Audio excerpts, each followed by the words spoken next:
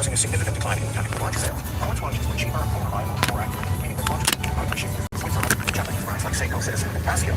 This was known around the world as the Quartz Revolution, as regular people could now easily afford a reliable and accurate watch. But in Switzerland, it was called the Quartz Crisis. By 1983, the Swiss watch industry, which had 1,600 different brands in 1970, had declined to 600 in just 30 years. That year, in 1983, the two biggest Swiss watch manufacturers combined to form SMH, which was renamed Swatch in 1986. The fashionable but disposable quartz Swatch watches are credited with saving the Swiss watch industry, but Swatch also consolidated some of the classic mechanical watchmaking brands and refocused them on the high end, reigniting the mechanical watch industry. By no longer competing on price or accuracy, but instead on artistic merit and high-end style, much like the way Savile Row in London sold bespoke suits to the global elite, high-end Swiss watch brands sold watches that competed on handwork and quality, not price. The modern luxury watch industry was born. Learning a little every day is one of the most important things that anyone can do. And today's sponsor, Brilliant.org, makes it easy to learn anywhere right on your phone, with fun lessons you can do whenever you have time. Whether you're diving into a new topic or doing a quick practice session, you can level up on the go in just minutes. Brilliant recently launched a ton of new data science content, all of which uses real-world data to train you to see trends and make better informed decisions. Their problem-solving approach to learning not only helps you build real knowledge on specific topics, but also helps you to become a better thinker. Brilliant is perfect for learners of all levels who want to start or continue learning data analysis, with a full suite of content covering data visualizations, algorithms, regression models, and more. I'm told it's 6 times more effective learning with an interactive app than just watching a lecture. With Brilliant, you learn by trying things out for yourself, which is what makes learning with Brilliant so powerful. To try everything Brilliant has to offer for free for a full 30 days, click on the link in my description. You'll also get 20% off an annual premium subscription. I've worked in the finance industry for my whole career, and finance guys have always tended to wear nice watches. They're often the only jewelry a man wears, and they look good with a suit. There was a bit of a feeling back in the late 2000s that mechanical watches might go the way of the pocket watch. They were quite expensive, and young people had stopped wearing watches altogether. Offices had become more casual, and smartphones were replacing a lot of the consumer electronics people had bought in the past. Most of the people I knew who bought nice watches were not buying them as an investment, they were buying them as a consumption good. Watch prices have risen over time, but in a slow and stable manner. Back then, when someone thought of a watch as an investment, they expected it to dip in value once you paid retail for it, and then hoped that it would rise back to that value over time, maybe going up at the rate of inflation. Certain watches, like the stainless steel Daytona, which always had a long waiting list, traded at a premium in the second-hand market, as people would pay up to avoid the waiting list, but discounts could be negotiated on most other new watches, especially in the wake of the credit crunch. A few things changed in the 2010s to kickstart prices. The first was the rise of China. In London, you can usually tell where in the world wealth is being generated by walking down Bond Street. The high-end stores on Bond Street know where the shoppers are coming from and cater to their needs. When oil first hit $100 a barrel in 2011, shop windows were filled with goods catering to Middle Eastern buyers. When they started decorating Bond Street with red lanterns for Chinese New Year in the 2010s, you knew that a new customer base had arrived. Rolex began selling watches in mainland China through one authorized dealer in 1995. 25 years later, there were 160 stores. According to Morgan Stanley, 1/3 of luxury watches are bought by Chinese customers. This huge new customer base meant that demand was outstripping supply and prices started to rise. The next market-moving event was the 2017 auction of the Paul Newman's Rolex Daytona. It was a rare watch with a great backstory and an iconic owner. Its $17.75 million auction price at Phillips Auction House in New York made headlines all around the world. In the same way that an NFT by an unknown artist selling for just under $70 million in 2021 drew attention to that market, a Rolex, granted one owned by an A-list celebrity, selling for such a high price, attracted interest from people who might not normally have cared at all about watches. Watches were now no longer seen as consumption, they were an investment, and one that could rapidly appreciate in value. Watch forums were suddenly flooded with new members wanting to learn the details of watch collecting and what made one watch more special than another. As interest in expensive watches grew around the world, they had additional utility in many parts of the world, where they were seen as a good store of value that could be easily transported across borders, and they could also be used to pay bribes. When the pandemic hit in 2020, there was a panic in the watch market. As stores were being closed, people were losing their jobs and businesses looked like they could go bankrupt. As the stock market tanked in early 2020, no one was rushing out to buy an expensive watch, and dealers rushed to liquidate their inventory as quickly as they could. The extraordinary measures taken by governments and central banks around the world quickly calmed the market, and as stock markets, crypto, and everything else soared in value, the watch market took off too. Supply chain disruptions during the pandemic meant that certain watch parts like mainsprings were in short supply. Watch manufacturing, which involves specialized workers working closely together, was very difficult to arrange during a time of social distancing. This meant that as demand was ramping, there was a big drop in production. Morgan Stanley data shows that Swiss watch exports fell by 7 million units in 2020, a 33% drop. Watch prices really took off when lockdown ended in most parts of the world in 2021. In Western economies, there was a real wealth effect. As people had stayed at home during the pandemic, their jobs had been secure, and they had saved money by being unable to take holidays, eating at home, and not buying new clothes or cars. Some had even started investing, and the stock market had soared. In particular, the stocks favored by retail investors. Some had new wealth due to soaring crypto markets. Luxury unprecedented demand. A quick glance at this chart of used Rolex prices from watchcharts.com tells you all you need to know. Celebrities and influencers jumped upon the watch trend too. Many had spent the pandemic scamming their audiences with crypto rug pulls, fake charities, and luring them into gambling on illegal websites. They jumped upon the watch trend, making videos of their lavish purchases. Some bought fake watches, and the watch dealer Nico Lennart grew huge on YouTube calling them out. It would have gotten much bigger if international viewers could only understand an Irish accent, which isn't actually an accent. It's well known that Irish people speak perfect English, and people in other countries have strange accents that no one can understand. I told George whether it is nice to meet you. This is Matt Bean. Buy your match.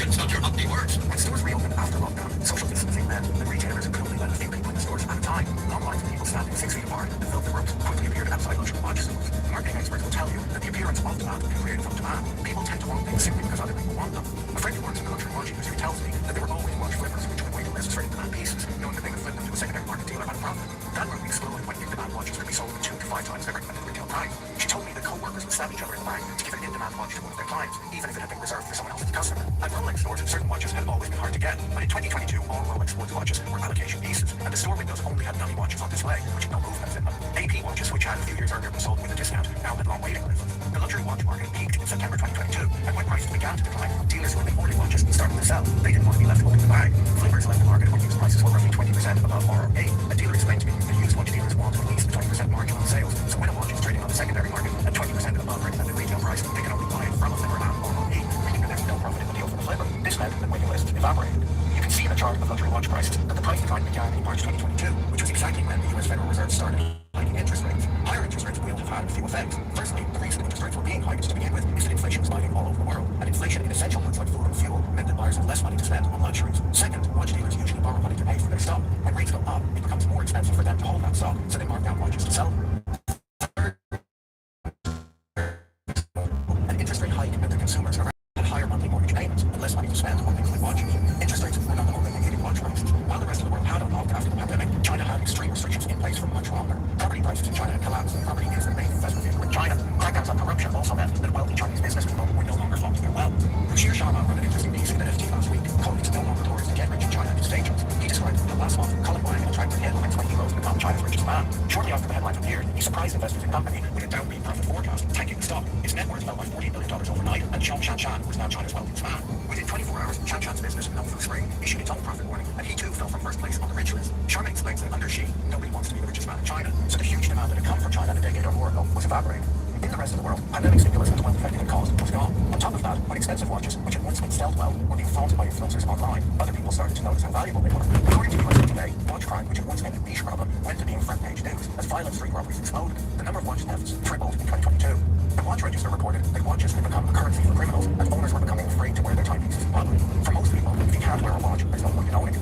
To top it all off, the huge demand that watch brands had seen meant that if they didn't either increase production or increase prices, they were just leaving money on the table. My watch dealer friend described to me how allocating a hard-to-get watch to a customer was like handing them between $10,000 and $50,000 as a gift, as that customer could just walk around the corner and flip the watch at a huge profit. Watch brands pushed up their prices, but also, once COVID lockdowns had ended, started increasing production. Rolex announced that they're opening 3 temporary factories next year, which will be replaced with a permanent facility in 2029. To give you an idea of how much production has grown over the years, Rolex, who's never previously published production numbers, recently released the official Submariner book. The book only gives production numbers on the diving watches, but if we look at the black bezel stainless steel Submariners, in the 1950s and 60s, they sold around 10,000 units per year. They doubled production to around 20,000 a year in the 1970s. From the 1980s through to the 2010s, they sold 35,000 units per year on average. With the introduction of the ceramic bezel model in 2010, production increased to around 60,000 units per year. This is just for the black bezel stainless steel Submariner, only a small part of their overall business.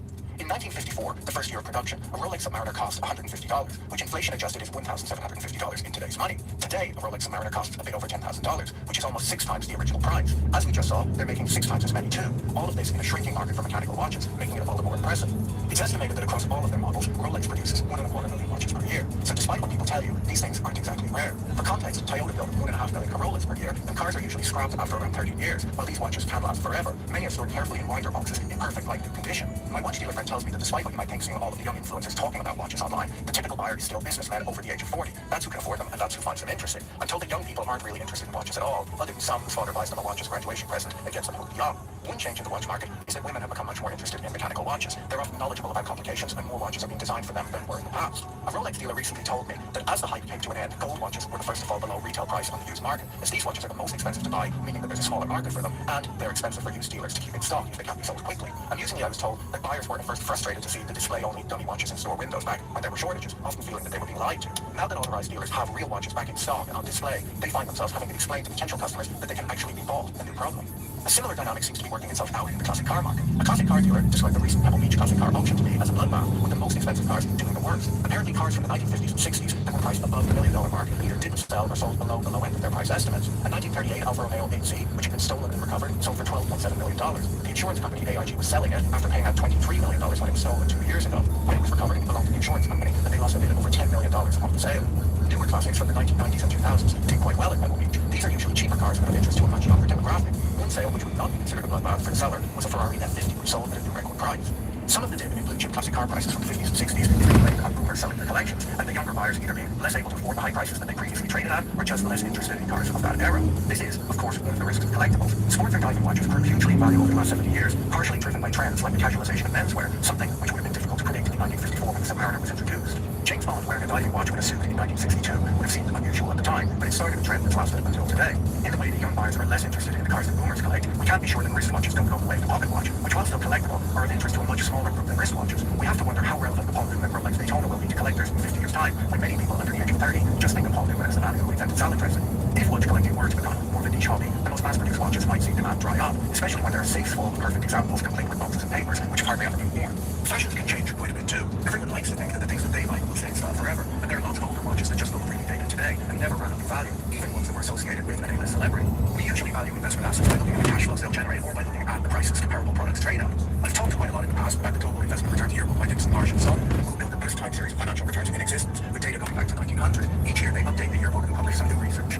In 2018, they added a time series of collectibles, as wealthy individuals often have substantial holdings of non-financial assets, things like luxury homes, artworks, jewelry, fine wine, classic cars, musical instruments, rare books, and more. The blue bars on the chart show the percentage of wealth held in non-financial assets broken down by country. At the low end of the scale, we have the Netherlands, where people have 17% of their net worth in non-financial assets. At the other extreme, we have Russia, where people keep 89% of their net wealth in non-financial assets. Americans keep about 23% of their wealth in non-financial assets. People own these assets for a long list of reasons, many of which are non-financial, but they usually do want them to at least hold their value. They're usually purchased because their owner views them as beautiful, culturally important, and they express some of the personality of the owner.